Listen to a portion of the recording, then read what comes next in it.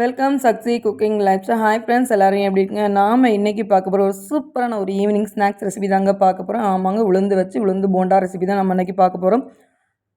நம்ம video skip பண்ணாமல் last வரைக்கும் பாருங்கள். உளுந்தில் வந்து 2 விதமாக இருக்கும். சில உளுந்து பார்த்திங்கன்னா நமக்கு வந்து நல்லா ஊற வச்சு எடுக்கணும், நல்லா ஃப்ளஃபியாக நல்லா வந்து ஊறி நல்லா மொதன்னு கிடைக்கும். சில உளுந்து கொஞ்சம் ஒரு 70 டல்லாக தான் இருக்கும். இப்போ பார்த்தீங்கன்னா 1.5 கப் அளவு நான் வந்து உளுந்து எடுத்து இப்போ நல்லா ஒரு 2-3 தண்ணி விட்டு நல்லா அலசி விட்டுக்கோங்க. நல்லா இதே போல் நல்லா தண்ணி விட்டு அலசி விட்டுக்கிட்டு அதுக்கு பிறகு பார்த்தீங்கன்னா நல்லா தண்ணி விட்டு ஊற வச்சு ஒரு 1.5 மணி நேரத்துலேருந்து 2 மணி நேரத்துக்குள்ளே ஊற வச்சு எடுத்துக்கோங்க. தண்ணி கொஞ்சம் நிறைய விட்டு எடுத்துக்கோங்க. ஊறி வரும்போது நமக்கு வந்து தண்ணி நிறைய குடிக்கும். இப்போ பார்த்தீங்கன்னா 2 டேபிள் ஸ்பூன் அளவு பச்சை அரிசி இதோட சேர்த்து நம்ம மிக்ஸ் பண்ணி அரைச்சி எடுத்துக்கலாம். ஏன்னா போண்டா நல்லா மொறுனி வரும். மாவு இருந்தாலும் மாவு சேர்த்துக்கலாம், இல்லாதவங்க இதே போல் 2 டேபிள் ஸ்பூன் அளவு எடுத்து அது கூட ஊற வச்சு எடுத்துக்கோங்க. குழந்தைங்க வந்து உளுந்து வடையாக சாப்பிட்லன்னா போண்டாவாக கண்டிப்பாக விரும்பி சாப்பிடுவாங்க. இப்போ பார்த்தீங்கன்னா நமக்கு வந்து ஒரு 1.25 மணி நேரம் நல்லாவே உளுந்து ஊறி வந்துடுச்சு. உங்களுக்கு பார்த்தாவே நல்லா தெரியும். இந்த தண்ணி நல்லா வடித்து நம்ம வந்து எடுத்துக்கலாம். ஏன்னா ஜாஸ்தி உளுந்த வடைக்கு தண்ணியும் சேர்க்கக்கூடாதுங்க. லைட்டாக தெளித்து, அதாவது வந்து முதல்ல நம்ம வந்து கிரைண்டர்லேயோ மிக்ஸிலையோ சேர்த்துக்கிட்டு லைட்டாக தெளித்து தான் நம்ம வந்து அரைச்சி எடுக்கணும்.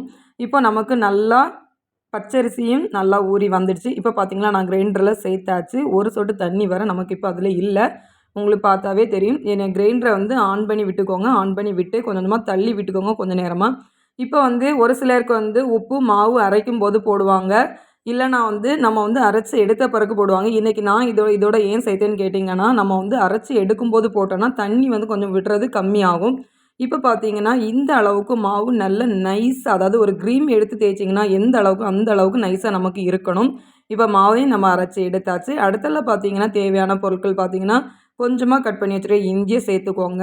அடுத்தல கட் பண்ணி வச்சுருக்க மிளகாவும் இதோட சேர்த்துக்கோங்க. அடுத்தால நல்ல மிளகு சேர்த்துக்கோங்க. குட்டீஸ் இருந்தாங்கன்னா அவங்களுக்கு வந்து இது கடிச்சாங்கன்னா அவங்களுக்கு கஷ்டமாக இருக்கும், வேண்டான்னு சொல்லிடுவாங்க. நீங்கள் இருந்தீங்கன்னா அதை லைட்டாக பொடி பண்ணி சேர்த்துக்கலாம்.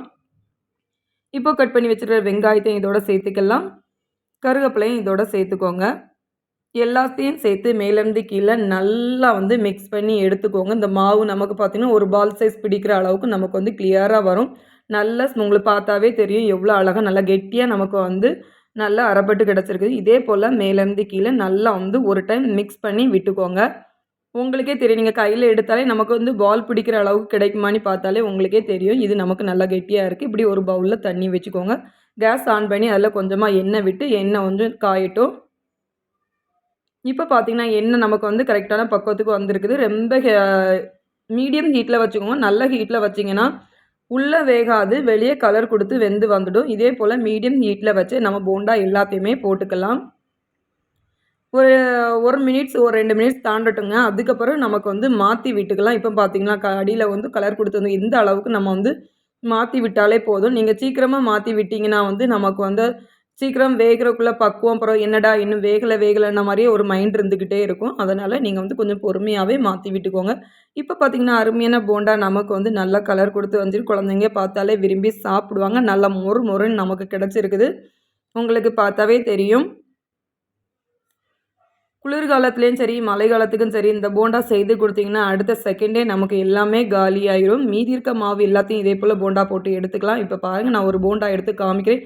இதில் ஜாஸ்தி ஆயில் எதுவுமே இல்லைங்க. உங்களுக்கு பார்த்தாவே தெரியும். பாருங்கள் நமக்கு எவ்வளோ அழகாக நல்லா வெந்து உள்ள லைட்டாக ஓட்டையாக விழுந்து வந்திருக்கு பார்த்தீங்களா. இதுக்கு சூப்பர் சைடிஷ்னு பார்த்தீங்கன்னா தேங்காய் சட்னி வச்சு இதே போல் சர்வ் பண்ணிக்கலாம்.